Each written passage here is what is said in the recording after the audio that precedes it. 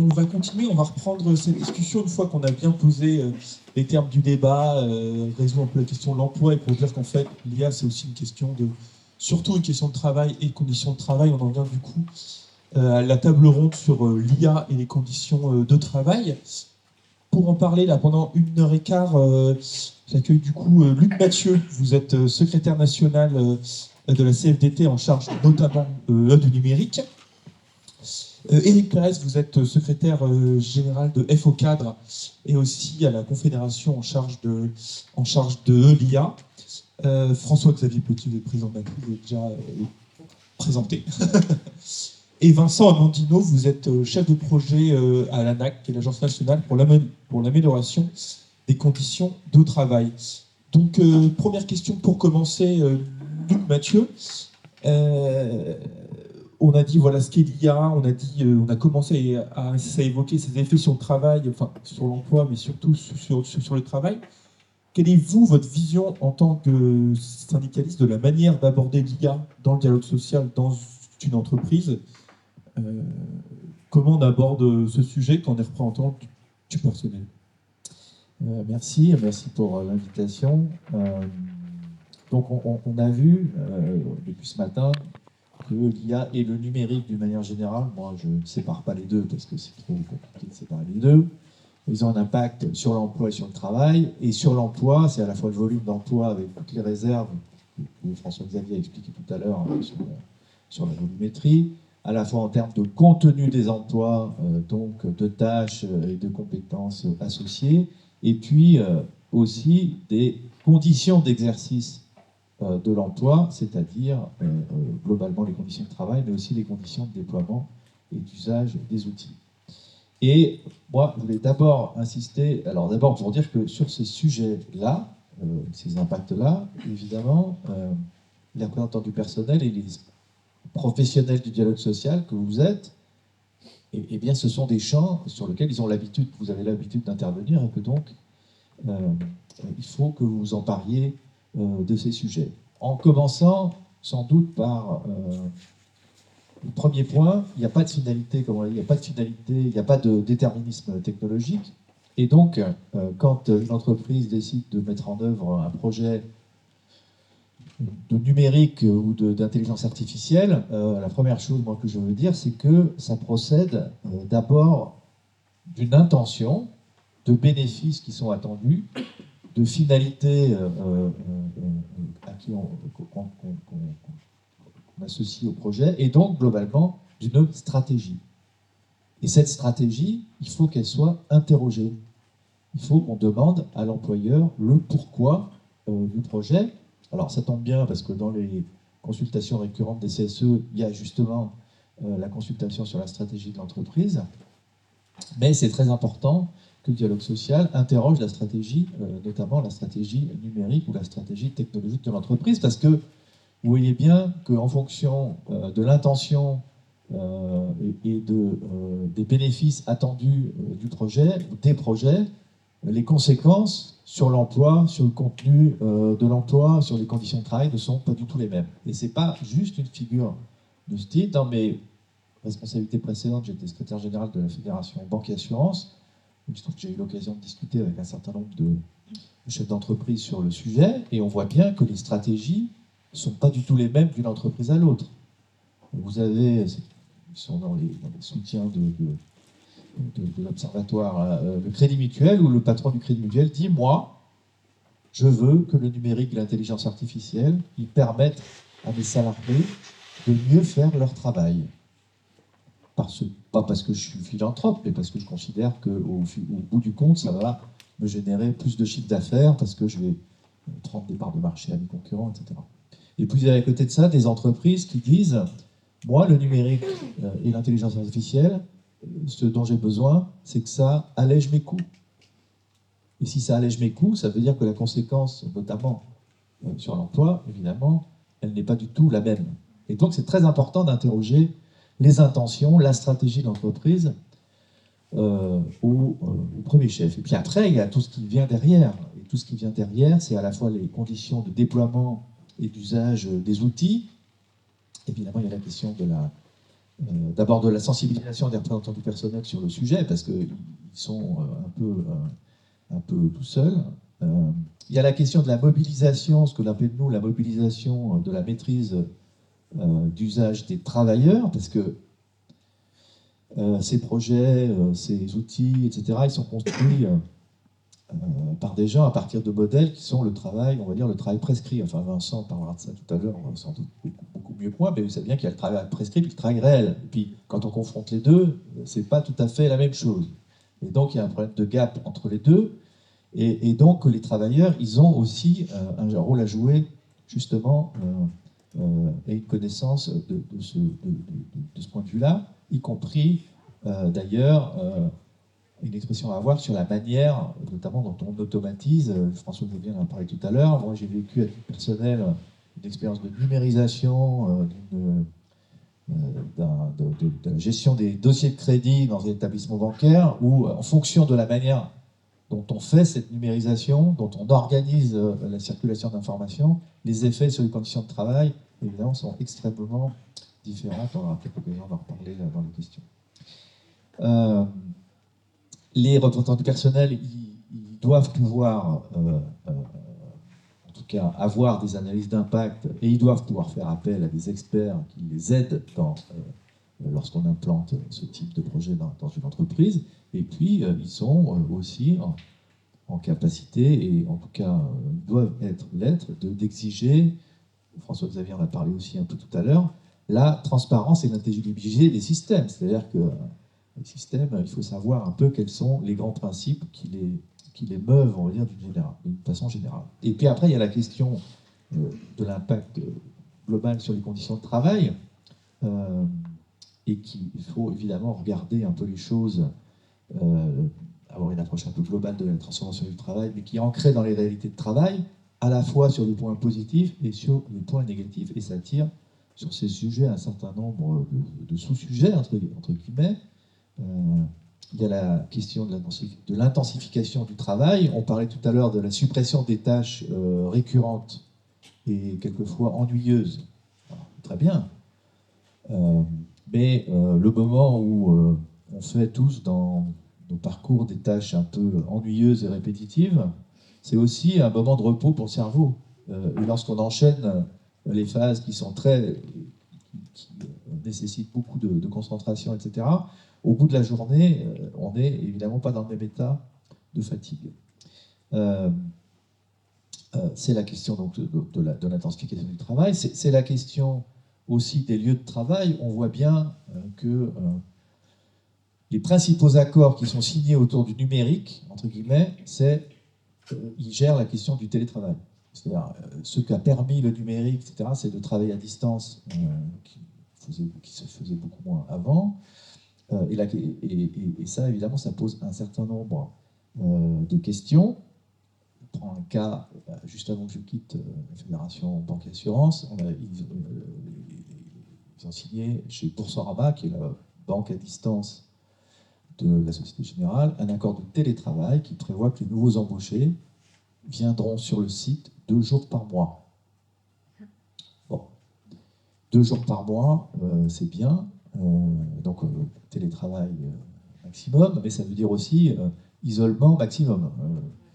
Des travailleurs qui, à part ça, ne connaissent pas leurs collègues de travail, et que donc la question, c'est comment est-ce que, dans ce contexte-là, on constitue les collectifs de travail, comment est-ce qu'on met en œuvre des solidarités professionnelles qui existent tous les jours dans les entreprises, y compris, d'ailleurs, pas forcément de manière formalisée, mais y compris tous les problèmes qui sont réglés à la machine à café le matin, quand 2 personnes se rencontrent, etc. Donc la question des lieux de travail, c'est important parce que ça veut dire aussi que l'entreprise, elle en profite en général, elle peut en profiter en tout cas sans doute qu'elle réfléchit à ça, sur la question du flex-office. Donc sur la question de la localisation, est-ce que chacun, quand on est à un bureau ou un endroit où se mettre, ou est-ce que ça change tout le temps, parce que ça lui permet de réduire aussi ses mètres carrés, et donc les coûts associés à ces mètres carrés. Enfin, toute la question des lieux de travail, elle est évidemment aussi très importante. La question du management, François Xavier a parlé un peu tout à l'heure, le management algorithmique dans la distribution, aujourd'hui dans la logistique, c'est quand même quelquefois une catastrophe, parce que finalement, le salarié a l'impression que c'est la machine qui le commande et que c'est la machine qui lui dit ce qu'il faut qu'il fasse au fil de l'eau et tout le temps. Donc il y a cette question de management algorithmique, qui est un peu un extrême dans la logistique, mais l'exemple bancaire est exactement le même, c'est-à-dire c'est la machine qui décide. Et on n'a plus l'impression d'avoir le moindre capacité d'autonomie par rapport à ça. La question, et puis du management tout court, on est dans un modèle français du management qui est un management un peu de contrôle. Et évidemment, les managers, quand finalement les gens ne sont plus là, ils ont un peu un problème de savoir ce que devient un peu tout ça, la question de l'évaluation. Il y a aujourd'hui des travailleurs, qui ne sont pas forcément des salariés, mais en fait dont l'avenir est déterminé par la note que positionnent sur eux des clients. C'est le cas notamment des travailleurs de la mobilité, les VTC, les livreurs à vélo, et qui pose aussi la question de la surveillance des salariés. Ça a été évoqué un peu tout à l'heure.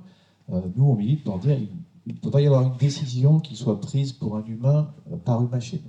C'est pas possible. C'est ce qui existe aujourd'hui pour les travailleurs des plateformes numériques, des plateformes de déplacement. Bref, ces enjeux de conditions de travail, et puis évidemment la question d'évolution des métiers, des compétences, des effectifs, on en a largement parlé. Donc la question de la GEPP, les entreprises disent quelquefois « Ah ben oui, mais alors là, ça va trop vite de toute façon, donc on n'a pas le temps de faire ça, de toute façon ça change tout le temps, et donc on ne va pas le faire ». Moi, je dis simplement, aujourd'hui, dans les branches professionnelles, tous les observateurs des métiers devraient être en train de travailler sur l'évolution, sur les compétences et les métiers, à la fois de la transition numérique, qui, elle, continue et déroule d'un côté, mais aussi de la question de la transition écologique, parce qu'il y a aussi ça. Et si on ne fait pas ça, il n'y aura pas de numérique de toute façon, parce qu'il n'y aura pas assez d'énergie pour faire fonctionner toutes les machines. Bon, bref, ça c'est un autre sujet, mais qui est quand même très lié. Et puis, dernier point, la question du respect des droits et des libertés fondamentales des travailleurs, sur la question de la protection des données, de la gestion des données. Là aussi, ça paraît peut-être pour un certain nombre d'entre vous quelque chose d'un peu obscur, mais j'étais hier avec les travailleurs notamment de la Fédération de la Culture, et tous les gens qui font du doublage ou qui travaillent dans ces secteurs-là disent aujourd'hui, on nous vole notre voix et on fabrique avec ça, on s'enrichit, enfin des plateformes, etc. C'est la grève des scénaristes à Hollywood il y a quelques temps, etc. Donc toutes ces questions, la protection des données, de dire qu'il y a un certain nombre d'outils aujourd'hui de régulation qui sont à la fois la loi informatique et liberté d'un côté, le RGPD d'autre part, l'IA Act qui est sorti l'année dernière, qui sont extrêmement importants à travailler. Voilà. Donc tous ces points, ce sont des points sur lesquels vous êtes des spécialistes, sur lesquels vous avez l'habitude de travailler, sur l'emploi, sur les compétences, sur les conditions de travail, sur la stratégie d'entreprise. Il ne faut donc pas avoir peur de rentrer dans le dialogue social sur ces sujets. Or, ce n'est pas ce qui se passe. Il y a une étude du Centre d'études de l'emploi et du travail qui est parue il y a quelques semaines, qui montre que de 2014 à 2024, seuls 1% des accords qui ont été signés citent ou proposent la question de l'intelligence artificielle. Donc ça veut dire qu'il y a quand même beaucoup de marge de travail à avoir. Et donc, il ne faut pas hésiter à rentrer dedans. Ça n'est pas un sujet technique, parce qu'encore une fois, les sujets que ça tire sont les sujets que vous avez l'habitude de traiter. Et donc, il faut y aller. Eh ben, merci pour cette première réponse. Éric Pérez, même question, quelle est, vous, votre vision de la façon d'aborder les sujets liés à l'IA dans une entreprise? Alors d'abord, merci. Merci pour l'invitation. Alors, en termes de vision, c'est très intéressant comme question, et je vais essayer de rebondir très rapidement avec les propos de François-Xavier, lorsqu'il parlait de rationalité. Et c'est quand même le rôle d'un syndicat. Je ne veux pas faire ici de discours catastrophiques, parce qu'il y a tellement de narratifs alarmants sur la destruction des emplois, et puis des narratifs qui vous disent il faut y aller très pro-business, ne vous inquiétez pas, de toute façon, c'est un impératif économique. Le sociologue de formation que je suis, Weber disait il y a une rationalité en fin, la finalité purement économique, et en valeur. Or, le syndicat doit toujours s'intéresser à cette question des valeurs et du pourquoi c'est fait. Quelle est la finalité qui est poursuivie par le développement, la conception des outils d'intelligence artificielle. Et j'ai bien apprécié votre présentation. Il faut bien distinguer l'intelligence artificielle des systèmes d'intelligence artificielle. L'un est une technique, l'autre une technologie opérationnelle. Et là-dessus, notre vision pour nous, en tant que syndicalistes à FO, n'est pas de tomber dans une fausse alternative, d'un côté catastrophiste, et on rejetterait tout au nom d'un néoludisme. Attention, la technologie va détruire des emplois, ni être BA, parce qu'il y a des enjeux. En revanche, on doit être beaucoup plus attentif. Donc notre vision, d'abord, est celle qui va consister à créer les conditions d'une vigilance collective. Et je pense que c'est essentiel dans l'entreprise aujourd'hui de mettre en place des conditions, les voies et moyens d'une vigilance collective. C'est-à-dire, comment va-t-on poser certaines questions, avec qui, quel type d'experts, parce qu'il faut être capable de peser syndicalement sur l'orientation et le déploiement de ces outils. Et quand je dis cela, en termes de vision, ce n'est pas seulement se limiter à l'usage. Souvent, c'est très facile, c'est normal, c'est intéressant dit, c'est une question d'usage. Je pense qu'il faut intervenir tout au long de la chaîne de valeur, y compris dans la conception. Et j'aime employer, puisque la mécanique, on a évoqué les questions de la révolution mécanique. La différence avec les autres révolutions, c'est que la mécanique, l'électricité, la vapeur enfermaient de la force physique. C'était ça, on encapsulait de la force physique. Mais il y avait encore de la supervision humaine, il y avait des contrôles. Avec l'IA, c'est autre chose. Quand Xavier en a parlé, c'est les tâches cognitives qu'on va reproduire, et éventuellement, le système va se superviser lui-même. Et donc, ça pose la question de savoir où sommes-nous dans la boucle de décision. À quel moment on est capable. Et j'aime prendre cette analogie. Rapidement, peut-être parce qu'on est à Michelin, il y a le concept de mobilité, mais si vous prenez un moteur à explosion, pour moi, c'est la technique. C'est-à-dire qu'il y a un bloc. Et on va créer effectivement une explosion pour créer une force. Transmettre un usage qui est la mobilité. On a le véhicule. Et pour nous, en tant que syndicalistes, c'est donner la possibilité aux acteurs représentants du personnel d'avoir 3 dimensions d'intervention. La conception, alors on ne va pas concevoir forcément des outils, mais on a un rôle, éventuellement, quand on est syndicaliste, dans une commission d'éthique des ingénieurs ou dans la fabrication de certaines formations des ingénieurs. Lorsque j'ai fait mon premier rapport en 2015 au Conseil économique sur l'utilisation des données, puisque pendant 10 ans j'ai été commissaire à la CNIL également, et donc j'ai accompagné également l'un des grands sujets de la voiture connectée qui était le pacte véhicule connecté. Et donc, qu'est-ce que ça veut dire la conception? Ça veut dire que la conception d'un moteur, selon que vous l'utilisez de telle ou telle façon, ça va consommer plus ou moins de carburant, ça va être plus ou moins lourd. Très bien. À l'issue, vous avez la voiture, la manière dont vous conduisez, l'usage que vous en faites. Est-ce que vous avez la possibilité d'agir sur certains paramétrages? Et puis vous avez un autre élément, qu'on a peut-être moins évoqué là-dessus, c'est la question du carburant dans le véhicule. Là, ce n'est pas de l'essence, ce sont des données, mais des milliards de données. Les intelligences artificielles génératives, ce sont des intelligences faibles. Elles sont dopées, extrêmement dopées aux données. C'est extrêmement que de la corrélation statistique. Donc, on a ces 3 niveaux. La conception, on peut agir. On vient d'évoquer, je vous dirais peut-être dans la deuxième phase de la question, c'est l'IA Act, qui a été voté en 2024, mais il sera en application en 2026. Un texte européen. Alors, un texte européen, à l'image du RGPD que tout le monde connaît, maintenant, qui est effectivement à la suite de certaines lois informatiques liberté en Europe, qui ne traite que des données à caractère personnel, l'IA Act, lui, va traiter de la conception, que j'ai dit tout à l'heure de votre moteur, à l'usage, par une approche des risques. Et donc les entreprises vont être soumises à des obligations, notamment d'analyse quand elles vont déployer ces outils. Si nous arrivons à former, et c'est ça le rôle d'un syndicat, à redonner du pouvoir d'agir aux syndicats, aux travailleurs, sur justement la conception, le déploiement, l'usage, alors on peut peser. Donc déjà la maîtrise de ces outils réglementaires. Regardez, il y a quelques années, et je suis bien placé à l'époque, pour savoir que quand on parlait de la loi 6 janvier 78 ou projet Safari, personne ne savait ce que ça voulait dire. Aujourd'hui, si je pose la question, qui sait ce que c'est le RGPD, tout le monde va lever la main. Posez la question aujourd'hui de l'IA Act, vous verrez que, ou du DMA, ou du DSA, pas encore. Si nous arrivons à nous approprier ces textes, déjà c'est une première victoire. C'est-à-dire qu'il faut retrouver un point d'équilibre et réduire la symétrie entre l'employeur. Voilà. Donc ça, c'est la première vision. Le deuxième élément, que n'a pas évoqué François-Xavier, mais à dessein, je pense, et ce n'est pas du tout un faux procès, c'est que oui, ce n'est pas qu'une question de management de l'entreprise. Qu'on se comprenne bien, une entreprise a une vision économique. Elle doit aussi avoir une vision sociale et humaine, c'est le rôle également des syndicats d'appuyer dans ce sens, mais elle a une vision économique. De la même manière, elle a toujours utilisé les outils technologiques à une fin de rationalisation.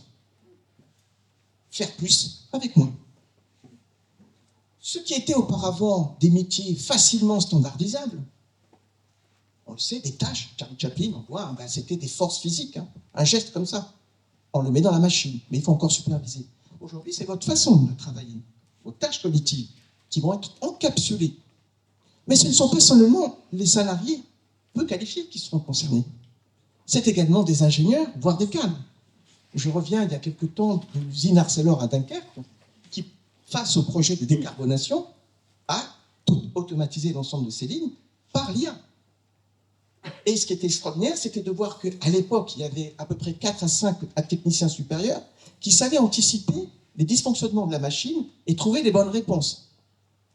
Aujourd'hui, c'est un cockpit, ils appellent ça un cockpit, avec des écrans, hein, comme 4-5 écrans, et ils pilotent la chaîne. Très bien, parce que ça réduit les risques d'accident de travail. En revanche, on a posé la question, et j'ai posé la question, mais que sont devenus ces techniciens supérieurs? Pendant beaucoup d'années, ils ont travaillé au contact d'une IA. Vous savez, c'est ce qu'on appelle les systèmes experts. C'est quoi un système expert? C'est super. Sans ces systèmes experts, on n'aurait pas Airbus A380 et tous ces avions. Mais si demain, je mets un système expert auprès de Xavier pour travailler avec, l'idée, c'est d'encapsuler son expertise. C'est de la faire rentrer dans la machine. Et donc, le choix de l'entreprise, est-ce que c'est pour l'augmenter? La plupart du temps, excusez-moi, ce n'est pas le cas. Et vous avez qu'à voir également aujourd'hui avec les plans sociaux qui s'annoncent. Je ne dis pas qu'il faut rejeter l'IA, bien au contraire, mais se poser la question, quel est le choix économique et la rationalité que l'entreprise a décidé. Si c'est pour faire des choix économiques, purement économiques, de rentabilité et d'efficience économique, alors on va droit dans le mur. Et ça créera des conflits, comme tu l'as dit, effectivement, avec les scénaristes, mais ça va venir. Je travaille en ce moment avec mes collègues camarades d'AXA. Ils ont commencé à débattre d'un accord, enfin d'une réflexion. Mais j'ai dans d'autres assurances, j'étais à Niort, extraordinaire, 80% des personnes à qui je posais la question n'étaient absolument pas au courant qu'il y avait une IA qui était déployée dans l'entreprise. Et on leur a dit, ah mais ne vous inquiétez pas, c'est pour vous augmenter, c'est pour vous débarrasser des tâches à faible valeur ajoutée. Certes, intéressant. L'autre me dit, oui, mais maintenant on se tape tous les dossiers les plus durs, les plus difficiles. Sauf que la rentabilité est toujours au même niveau, l'intensification est très grande. Donc là, encore une fois, quel choix est fait? Troisième, et j'arrêterai pour rester dans le temps pour revenir, parce que pour une fois, je fais attention. Même moi, je suis surpris d'ailleurs. C'est la question de comment agir, que faire? L'idée pour notre syndicat, c'est qu'il doit y avoir un équilibre entre, d'une part, une logique d'innovation et une logique de protection. Et on doit agir pour faire en sorte que les deux aillent de pair. Ce ne va pas de soi, mais il faut être capable de faire. Très en amont, il faut imposer, et ça ce sera des propositions que nous avons rédigées il y a plus d'1 an et demi maintenant, dans un plaidoyer pour le dialogue social technologique, où on dit qu'il y a 5 enjeux, emploi, management, la question de la valeur aussi. La valeur qui est créée par l'automatisation, que devient-elle? Est-ce qu'elle est un objet de dialogue? Comment on s'en sert justement pour accompagner les reconversions? La question des libertés et la question du management.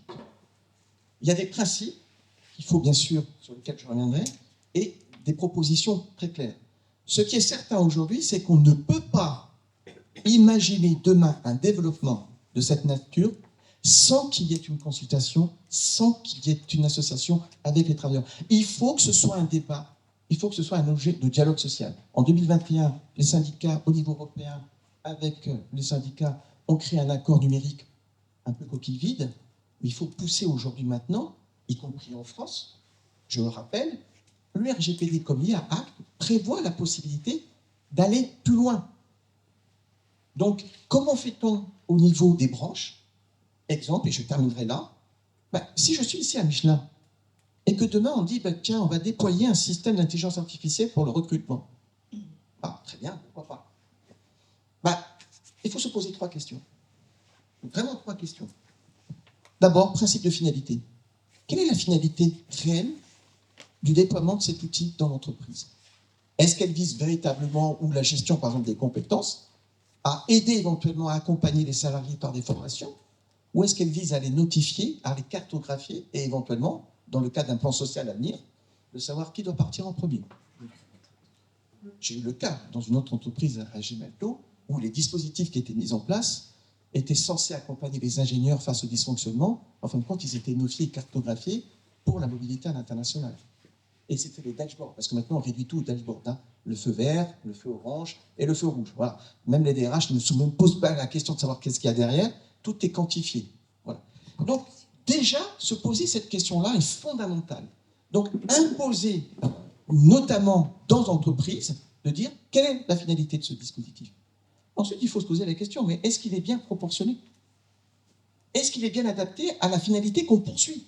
Est-ce qu'on ne peut pas atteindre cette finalité autrement par ce dispositif? J'ai bien aimé la présentation quand on a dit la chasse au temps mort. Je suis désolé, il y a dans des entreprises des temps morts qui ne sont pas valorisés économiquement, mais qui sont essentiels, qui ont de la valeur, mais une valeur immatérielle, qui n'entre pas forcément dans le mécanisme de la rationalité économique. À nous d'une bague pour dire supprimez ces temps de pause, supprimez ce temps. Pour ceux qui ont fait de la sociologie, renvoie à la grande étude de la Western Electric, mais vous verrez que ce temps est essentiel. Tout ne peut pas être. Nous ne sommes pas des patates, hein, on ne peut pas nous réduire à des données. Et 3, il y a la loyauté. Luc l'a très bien dit, 7 cas sur 10, alors après les statistiques évoluent, mais il n'y a pas de dialogue dans l'entreprise. On ne vous donne pas. Et c'est pour ça que, et je termine, nous exigeons par exemple dans l'entreprise qu'il y ait un registre obligatoire de tous les systèmes d'intelligence artificielle, au même titre que le RGPD qui oblige l'entreprise à avoir un registre sur les traitements de données à caractère personnel. Eh bien, on doit permettre. Et c'est comme cela, avec cette approche à la fois technique, juridique, que l'on doit être capable de faire rentrer le droit social dans la conception des machines. Et moi, je vraiment c'est le dernier mot, j'ai fait la formation électrotechnique. Quand j'étais sur les fraiseuses, avant de faire la socio-alimentaire, imaginez un peu, il y avait des boutons d'arrêt d'urgence. C'est une mécanique, mais c'est une conception. C'est-à-dire, en cas de problème, on tape, le système s'arrête. Imaginez des conceptions de telle nature sur des systèmes, notamment pour éviter que ça s'aggrave. Ou, et vraiment, pas de véhicules connectés, pourquoi ne pas concevoir des dispositifs dans l'entreprise qui répondent à un cahier des charges que nous aurions tous construit ensemble, et que dès la conception, il y ait des portes non pas dérobées, mais des portes qui permettent des audits. Je prends l'analogie de la voiture. Quand vous allez chez votre garagiste pour faire le contrôle technique, il n'ouvre plus tout la machin, le truc, machin, il prend une prise et il la plug. Et là, un diagnostic. Il faut que la conception même de la voiture permette cela. Eh bien, il faudrait obliger dans la conception de certains outils technologiques que je viens de citer, qu'il y ait la possibilité pour les experts, les IRP, délégués de personnel, de plugger un système pour faire un audit en amont et en aval d'un dispositif et corriger, si nécessaire, des délais.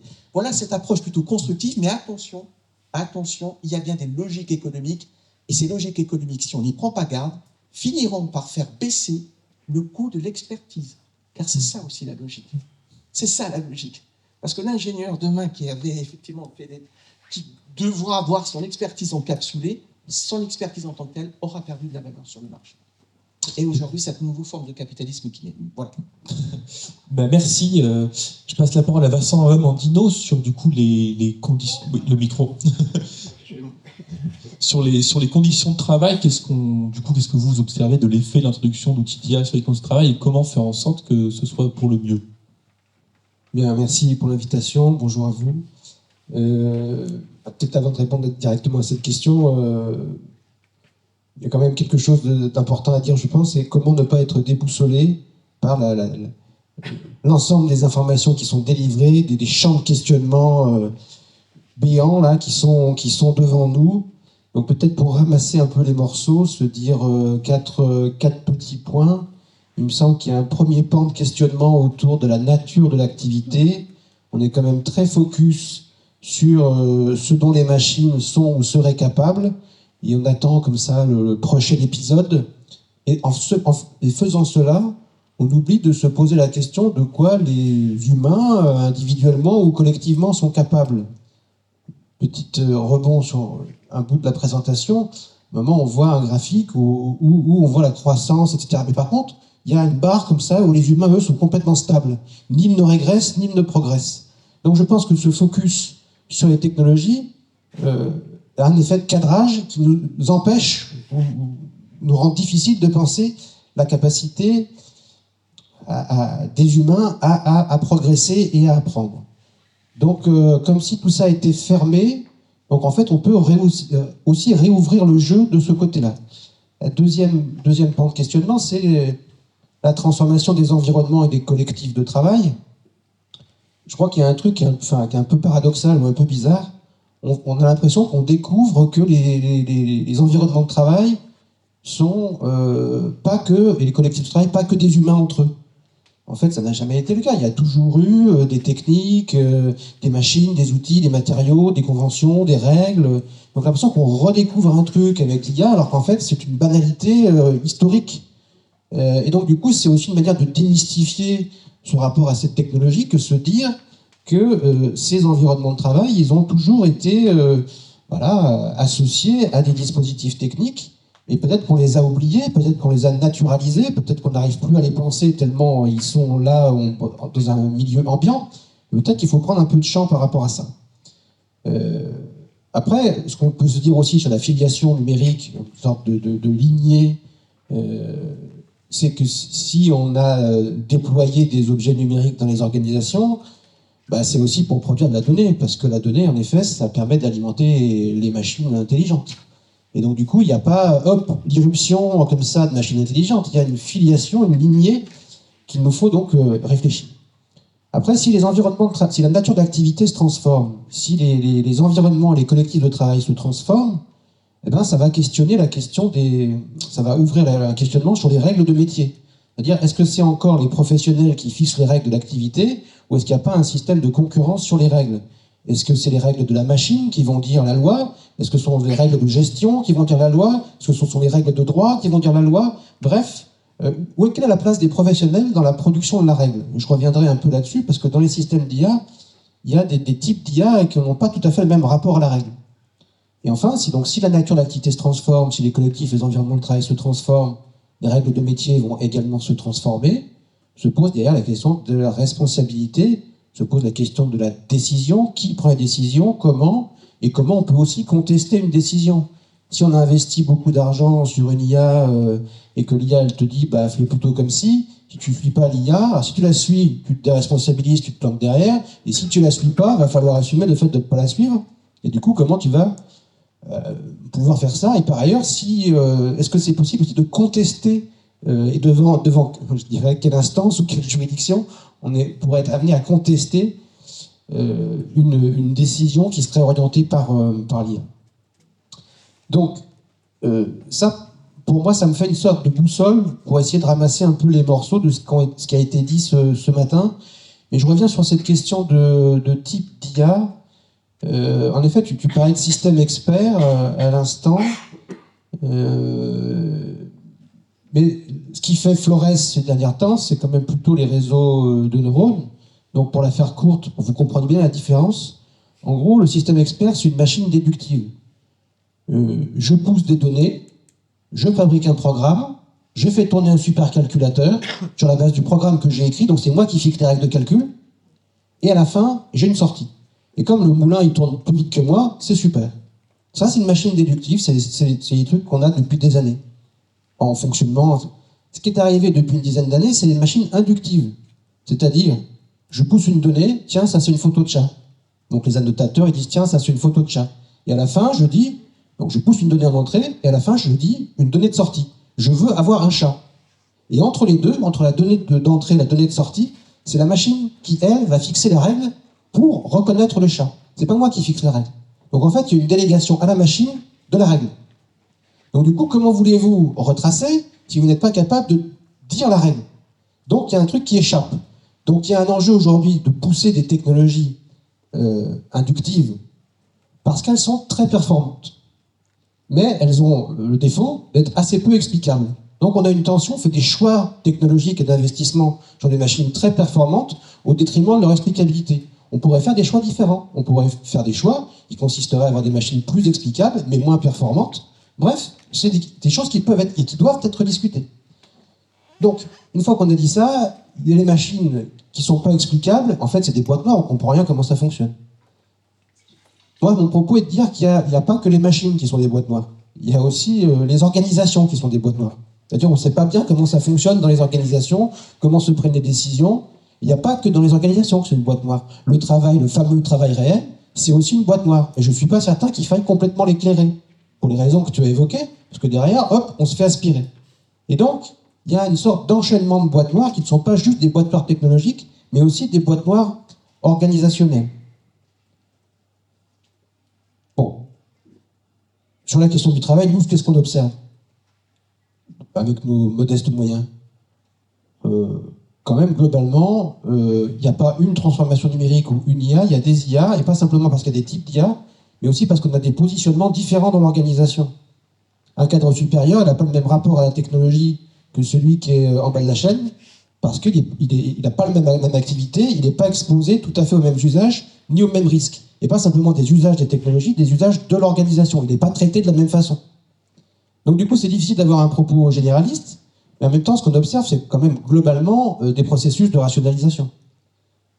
Et donc en effet, on a plutôt, on voit pas bien l'IA capacitante pour le moment.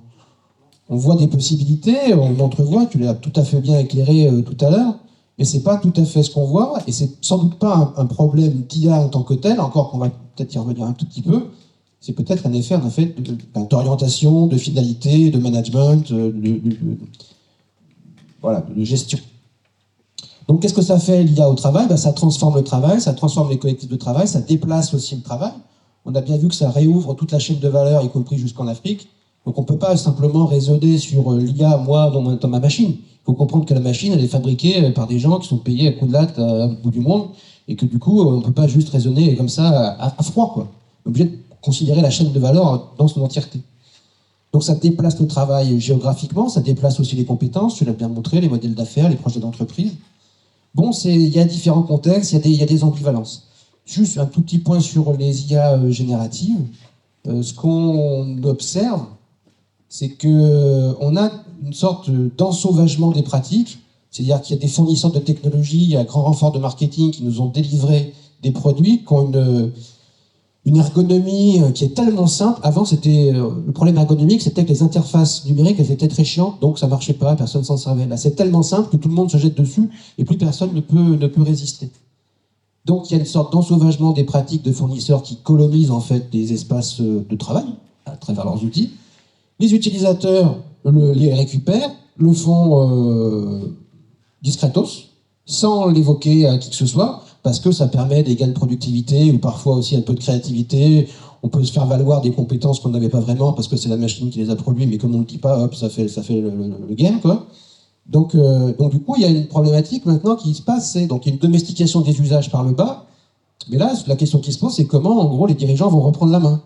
Et donc les gens, ils ont moins peur des IA en tant que telles que de la façon dont les dirigeants vont reprendre la main sur l'IA dans une logique de rationalisation. Donc c'est là où la question du dialogue social, elle est importante. Et je ne dis pas simplement de passer de machines apprenantes aux organisations apprenantes, il faut aussi des organisations agissantes. Et donc de ce point de vue, le dialogue social est très important. Moi, je donne juste deux références. Il y a un accord européen de 2020 qui est instructif dans sa méthodologie globale, qui ressemble finalement assez au schéma que tu proposes. Et puis, il y a un accord européen de 2022 qui, lui, est moins connu, qui porte exclusivement sur les administrations centrales et fédérales, mais dont le contenu est beaucoup plus riche et dont on peut s'inspirer. Il y a plusieurs chapitres, donc un chapitre entier dédié à l'IA, dans lequel il y a 2 articles.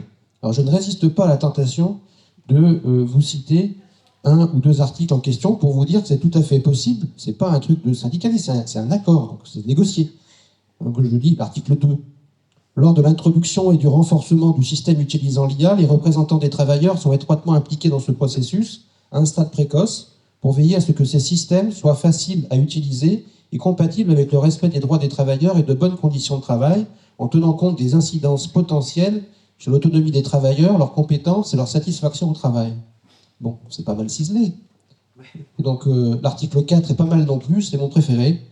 les systèmes utilisant l'IA peuvent contribuer à une meilleure répartition des tâches entre les agents et les machines, et ne peuvent pas remplacer l'expérience et les capacités des humains, ni leur intelligence sociale et émotionnelle. Donc il est tout à fait possible de produire des règles. Bah merci, du coup ça montre qu'il y a un cadre qui existe qui permet que ça puisse se passer. Après il faut s'en saisir. Je ne sais pas si François-Xavier, vous avez un mot à ajouter avant de laisser la parole au public aux questions. J'en ai ajouté beaucoup des mots, on va peut-être laisser la parole.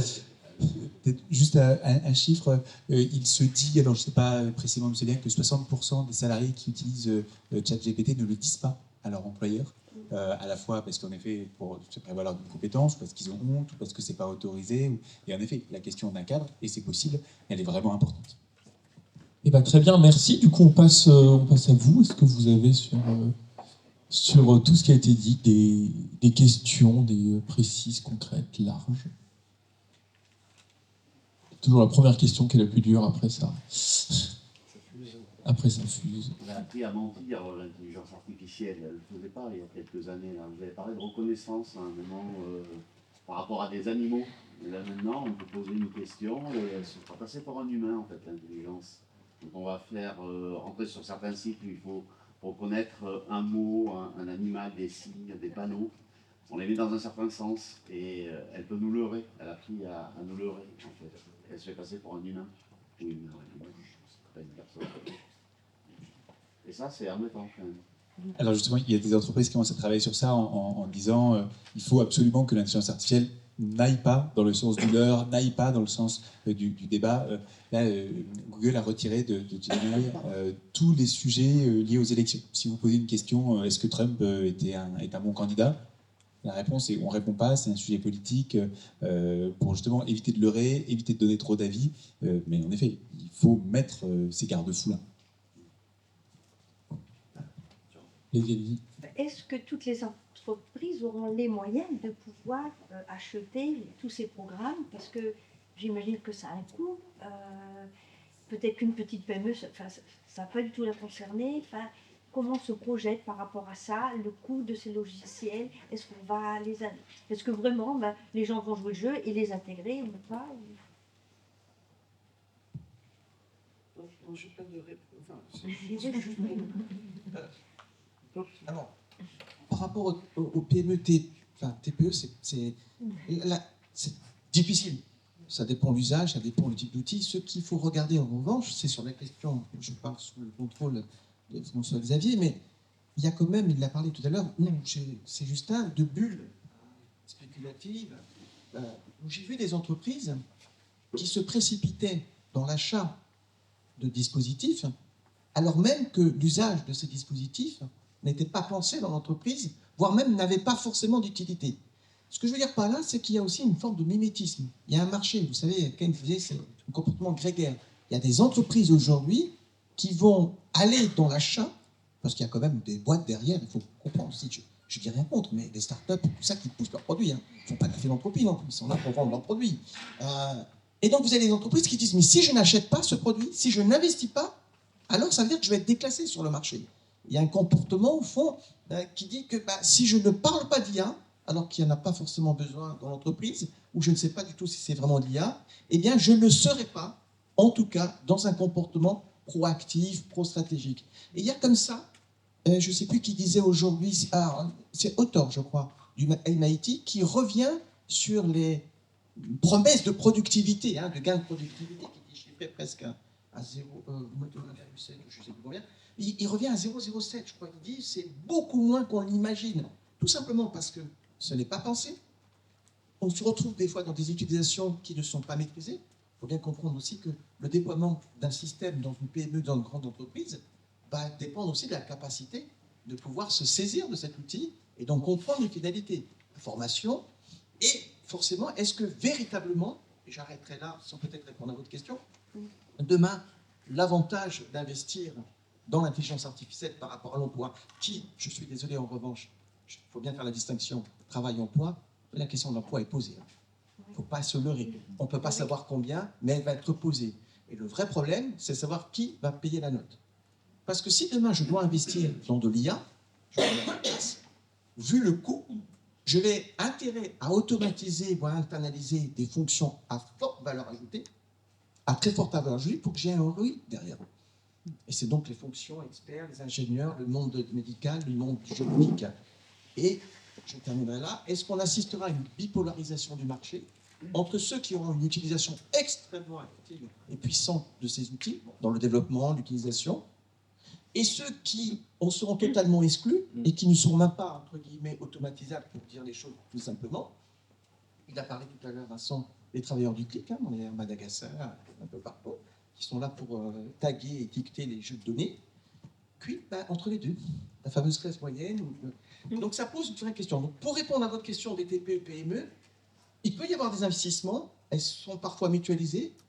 Nous, à l'APEC, par exemple, qui est un organisme paritaire, 1200 salariés, extraordinaire, effectivement, les consultants, eh bien, utiliser ChatGPT peut-être pour travailler sur la rédaction des offres.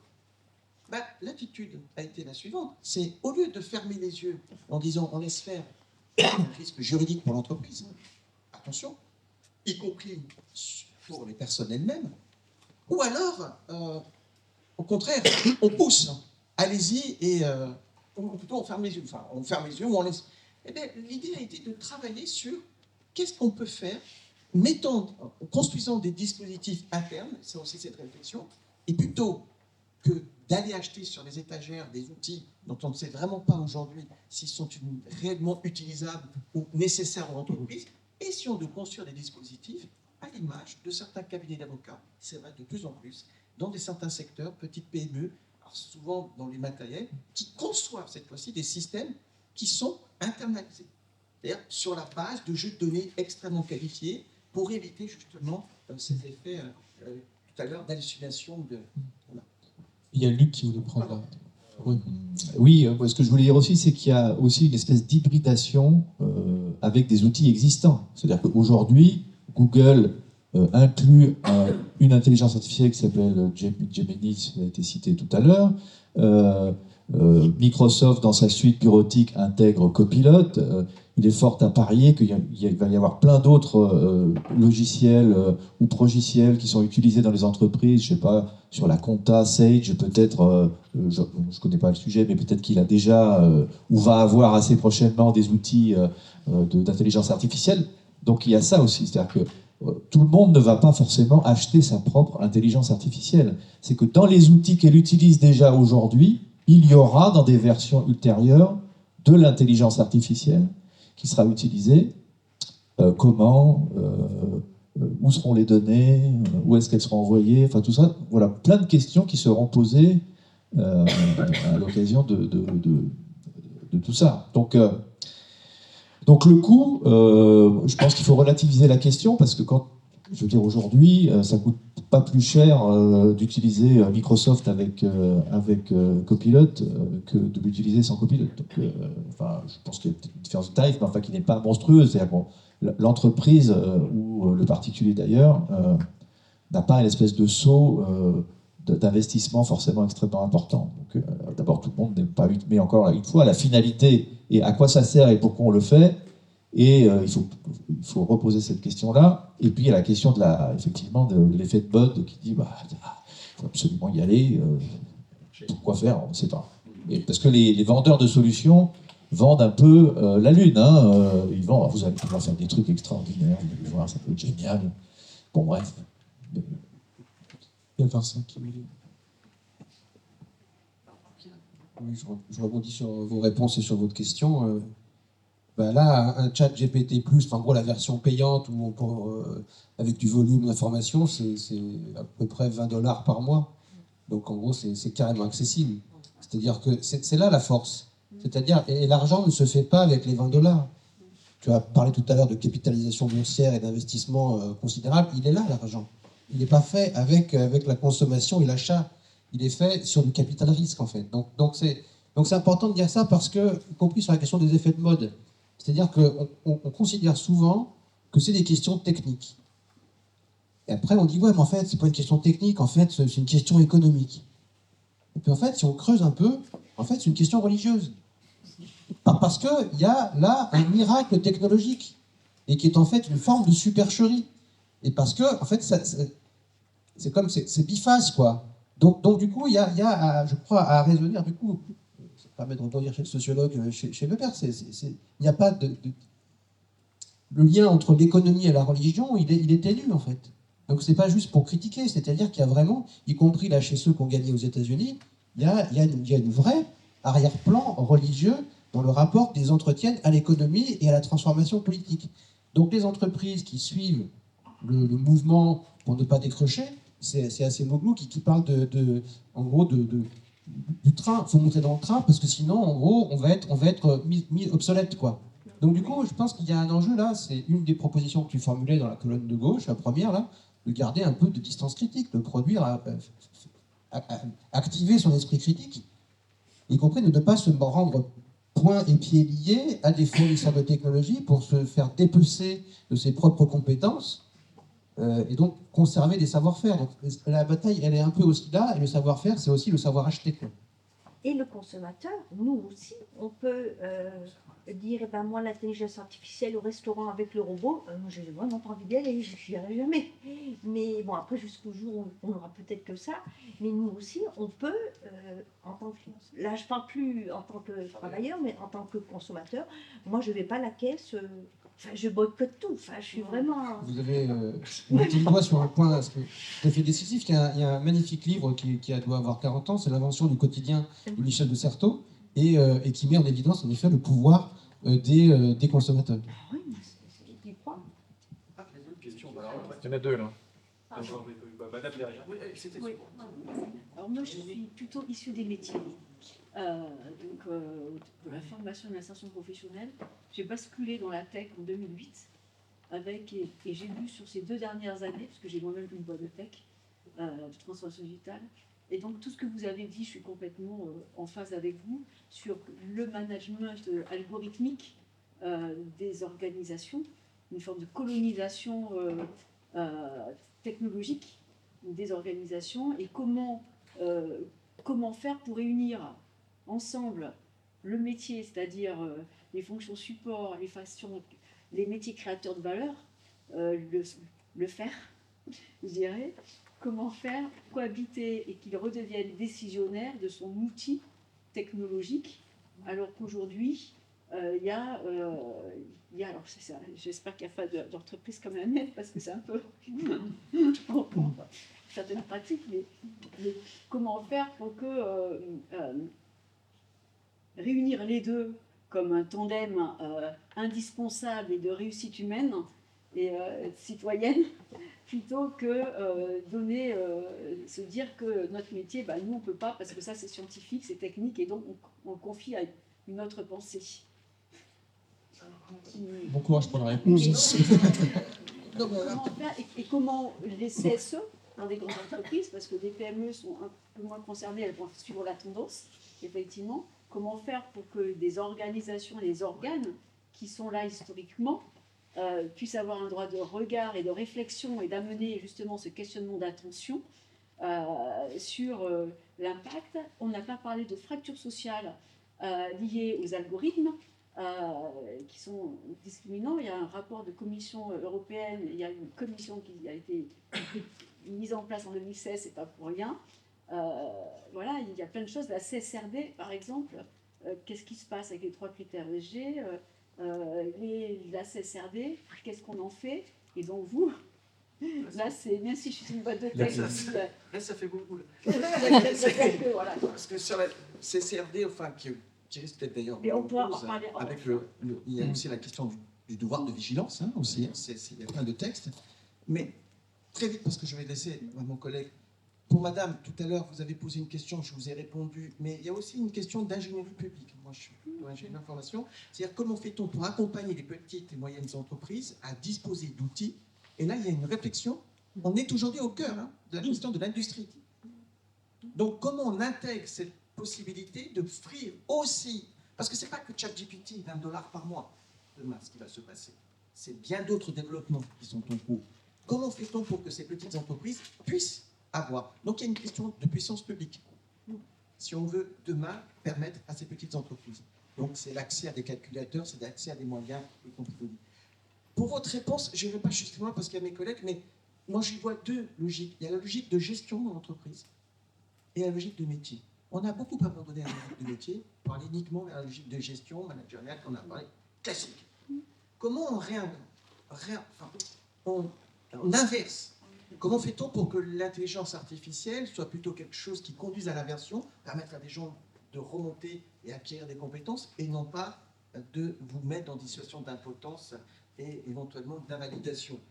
Donc ça veut dire qu'il faut déjà, simplement, que quand il y a une conception ou une réflexion en la matière, elle parte d'abord du terrain. C'est tout bête, mais de ceux qui vont l'utiliser. Je suis désolé, mais souvent, vous découvrez des dispositifs dans les entreprises dont personne n'a eu vent, ni n'a collaboré et éventuellement participé à la conception. Faisons de la question technologique un discours collectif, un enjeu de dialogue social collectif. Construction, c'est pour ça que nous, on propose également de l'entreprise qu'il y ait, par exemple, c'est déjà le cas, ce qu'on appelle les bacs à sable, hein, mais des expérimentations. Est-ce qu'on ne peut pas, y compris, mettre en place des réseaux de référents dans l'entreprise, mais concevoir ensemble un dispositif, ça évite bien souvent des dégâts et notamment des difficultés d'appropriation. Mais là, l'entreprise vous dira la plupart du temps, et je vous donne... Eh bien, c'est une affaire tellement compliquée, hein, vous savez, Bourdieu disait souvent comme ça un peu comme la messe en latin, c'est pour vous faire passer des choses sans que vous ayez la possibilité éventuellement d'ouvrir le capot et de poser des questions. Donc, il faut de la complétude d'information. Il faut exiger de la transparence. Tout à l'heure, j'ai parlé des packs véhicules connectés, mais vous avez aussi la question des cookies. Pendant longtemps, sur la presse, sur le modèle économique, c'était de vous mettre des tableaux de bord où vous alliez sur Tribune, Le Monde, tout ça, sans vous en apercevoir des milliards de cookies qui tombaient dessus et vous fliquaient, tout ça. Voilà. En fin de compte, vous aviez une forme d'information, mais vous pensiez que c'était celle de tout le monde. Ce n'était pas le cas. Eh bien, il y a eu la réglementation qui a imposé justement le paramétrage. Et aujourd'hui, alors c'est plus ou moins, c'est quand vous rentrez, vous dites, est-ce que vous refusez, accepter ou pas, ou gérer? Permettre aux travailleurs d'avoir un contrôle et un paramétrage sur ces outils. Et ça, c'est indispensable. Donc ça, effectivement, ça ne peut être qu'une logique de métier. Est-ce que tu veux ajouter ou... Je pense qu'on peut apporter un complément. Oui, enfin, moi, je pense qu'il y a dans les entreprises un combat à mener, en tout cas pour se rapprocher de ce que vous dites de logique métier, c'est de faire en sorte que l'organisation du travail soit un objet de dialogue social. Or, aujourd'hui, on a une vraie difficulté sur ce sujet-là, c'est que les employeurs considèrent que l'organisation du travail, c'est une de leurs prérogatives de base et qu'elles ne veulent pas en faire un objet de dialogue social. Parce que, évidemment, si on n'est pas en capacité de discuter de l'organisation du travail, s'il y a un refus de discuter du contenu et de l'organisation de ce travail, c'est évidemment beaucoup plus compliqué. Mais encore une fois, je pense que ça ne doit pas décourager. C'est un sujet qui est un peu souterrain aujourd'hui à l'ensemble du débat avec les organisations patronales, y compris au niveau interprofessionnel. On voit bien que c'est très compliqué, mais qu'en même temps, il va y avoir une vraie difficulté à ne pas y arriver. Ils acceptent le principe, par exemple, qui est globalement les assises du travail qui soient.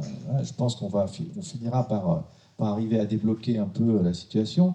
Mais déjà, dans les entreprises, je pense que les représentants du personnel ne manquent pas d'outils aujourd'hui pour investir ce champ.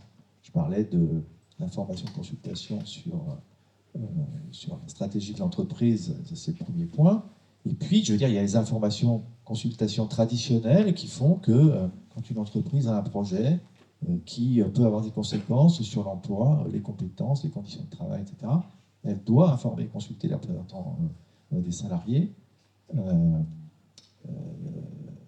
Donc, j'allais dire que ces fenêtres de tir et de moments où on peut parler de ça, y compris en se faisant accompagner par des experts qui permettent de faciliter quand même la compréhension des enjeux, des conséquences de ceci ou de cela. C'est important, il ne faut pas, mais il faut le faire. Or, moi, ce qu'on constate, c'est que sur ce sujet du numérique et de l'IA, il y a une espèce de double frilosité d'en faire un objet de dialogue social, à la fois parce que les représentants du personnel se disent c'est super compliqué, on voit bien que on n'a pas les compétences, voilà. Et encore une fois, je pense que les questions qui sont posées ne sont pas des questions techniques d'IA, etc., même s'il y en a derrière, mais c'est des questions très concrètes, encore une fois, hein, de comment, que fait-on des gains de productivité, à quoi les affecte-t-on, etc., sur la partie stratégique, et puis l'incidence sur les conditions de travail, sur la manière d'organiser le travail, etc., etc. Bon, ce sont des sujets, ce ne sont pas des sujets techniques, c'est des sujets que vous avez l'habitude de traiter. Et puis, de la part des employeurs, à la fois un refus de mettre ces questions-là sur le débat, et puis elles-mêmes, une forme d'incapacité à traiter le sujet, parce qu'elles-mêmes se font vendre et se font jouer du pipeau, si vous me permettez l'expression, par les vendeurs de solutions, et qu'elles se sentent aussi fragilisées à traiter cette question face à des représentants du personnel. Surtout dans les plus l'entreprise est petite, plus c'est évidemment compliqué. Hein. Donc en résumé, il faut se saisir de ces sujets-là, si je résume ça. Madame, vous avez une question. En fait, déjà, je voulais évoquer ce point-là, c'est-à-dire qu'effectivement, quand on entend l'ensemble des présentations des interventions, on voit bien que ça renvoie à toutes les prérogatives, en tout cas tout le champ du CSE, qui est effectivement transversal. On a parlé de stratégie, on a parlé de conditions de travail, on a parlé de tout ce qui fait en fait la compétence. Alors c'est vrai que ça rappelle un peu l'observatoire de l'année dernière sur la transition écologique, hein, c'est-à-dire qu'on a les outils, on a dans le code du travail ce qui permet au CSE en réalité d'aller sur ce terrain-là. Après, ça suppose effectivement une loyauté, une transparence, et comme vous l'avez dit aussi, une capacité à expliquer pourquoi on fait ça. Mais ça c'est de la méthode et aussi de l'honnêteté intellectuelle. Après, pour rebondir avec les interventions, j'ai trouvé aussi intéressant comme sujet de dialogue social tout ce qui est relatif à la durée du travail, puisque dans les exemples que vous donniez, notamment dire voilà, aux salariés, c'est des fois la présentation un peu simpliste qu'on peut avoir de l'outil, c'est dire vous allez voir, vous allez pouvoir vous concentrer sur un domaine d'expertise et tout ce qui est un peu basique, vous allez voir, ça va être géré par la machine. Et en réalité, et comme vous l'avez dit, ça interroge les temps de récupération ou une sollicitation intellectuelle qui va être un peu moindre. Et donc finalement, sur le temps des 8 heures, les 9 heures, peu importe de durée, on va avoir que peut-être autant de dossiers même, et donc on ne pourra même pas en fait réaliser dans le temps imparti. Pour un télétravailleur, ça veut dire quelqu'un qui n'est même pas en entreprise, un temps de travail qui sans doute va dépasser, une absence de contrôle de cela et un engrenage effectivement sur une surcharge. Donc en plus, effectivement, ça interroge le dialogue social au sens que, à partir du moment où on intègre ces outils-là comme aide des salariés, il faut aussi interroger ces temps de travail, ces temps de repos. Qu'est-ce que ça engendre en réalité vraiment, plutôt que de le voir que sous l'angle vraiment allègement de la charge cognitive, parce que c'est pas si simple que ça. Et je trouve que c'était intéressant dans les exemples qui ont été donnés. Je sais pas si quelqu'un, François. Merci, je suis tout à fait d'accord. Et d'ailleurs, tous ceux qui ont tenté de supprimer la machine à café se sont rendus compte à quel point la productivité baissait. Donc, ce temps-là est à prendre en compte. Et puis, il y a une autre question sur le temps, qui est de dire, s'il y a en effet cette intensification, elle est là, cette accélération, elle est là, où est le gain de temps ? Où est le partage du gain de temps ? Beaucoup de salariés nous disent, on avait promis plus de temps, on a plus d'intensité. Donc quelqu'un a bien obtenu la valeur de ce temps. Où est-il ? Et la question du partage de la valeur du temps est aussi un des véritables sujets à poser. Partage de la valeur du temps, un partage des gains de productivité également. Et du coup, que disent les psychologues du travail sur Alors, sur les gains du temps de l'automatisation, je trouve que les psychologues du travail sont pas encore suffisamment mobilisés sur ces questions. C'est-à-dire qu'il y a vraiment tout un travail autour justement de la complexification, de la montée en charge cognitive qui commence à vraiment arriver et à se voir dans les risques psychosociaux. Sur la question du temps, moi, j'ai pas vu d'études vraiment significatives sur le sujet. Je pense à tous ces sujets d'accélération induits par l'automatisation qui sont pas encore pris en charge par les professionnels qui peinent à s'en saisir. En tout cas, de ce que moi j'ai pu voir et lire. On va la voir. Vincent, vous vouliez... Oui, en fait, c'était pour répondre à une question qui est posée tout à l'heure là, sur comment on articule les métiers avec la tech et comment on ne se laisse pas déborder. Moi, j'ai un exemple qui ne porte pas sur l'IA, mais qui est, je trouve, assez explicite.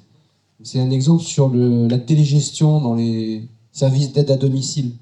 Donc, en gros, des petites mémés qui s'occupent de mémés encore plus vieilles qu'elles et qui ont toutes disons, une peur face aux technologies. Et plutôt que de se faire manger par la technologie, parce que de toute façon, le conseil départemental leur imposait le passage à la télégestion, qu'est-ce qu'elles ont fait? Elles ont commencé par discuter du travail. Et elles ont dit, c'est quoi un travail de qualité quand on fait des services à la personne? Donc les professionnels se sont entretenus et ils ont à peu près défini ce que c'était qu'un travail de qualité.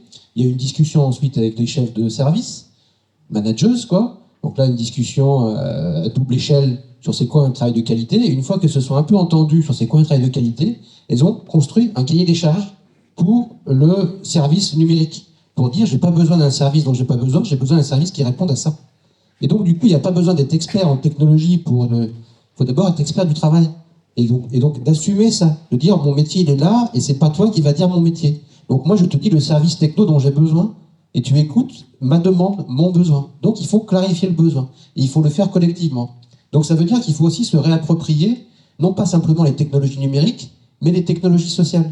Le fait de pouvoir discuter dans les collectifs de travail, le fait de pouvoir discuter en instance, c'est une clé pour construire une relation constructive avec la technologie numérique. La technologie numérique, elle ne prend pas tout l'espace des technologies. Il y a d'autres espaces technologiques, donc de démocratie sociale ou professionnelle, qu'il nous faut pouvoir réinvestir. Donc ça, c'est... Alors après, vous avez raison, le droit et les instances, en fait, il y a ce qu'il faut dans le code, mais en fait, il y a le droit tel qu'il est écrit, puis il y a le droit tel qu'il est pratiqué. On a vu là sur les chiffres, c'est même pas 1%, c'est 1 pour 1000 pour les accords. Et ça a doublé. Donc c'est super parce qu'on est passé à 2 pour 1000. Donc ça va très vite. Mais il y a aussi tout ce qui est en deçà des accords, c'est-à-dire les informations en consultation. Et là, c'est quand même parfois l'évitement.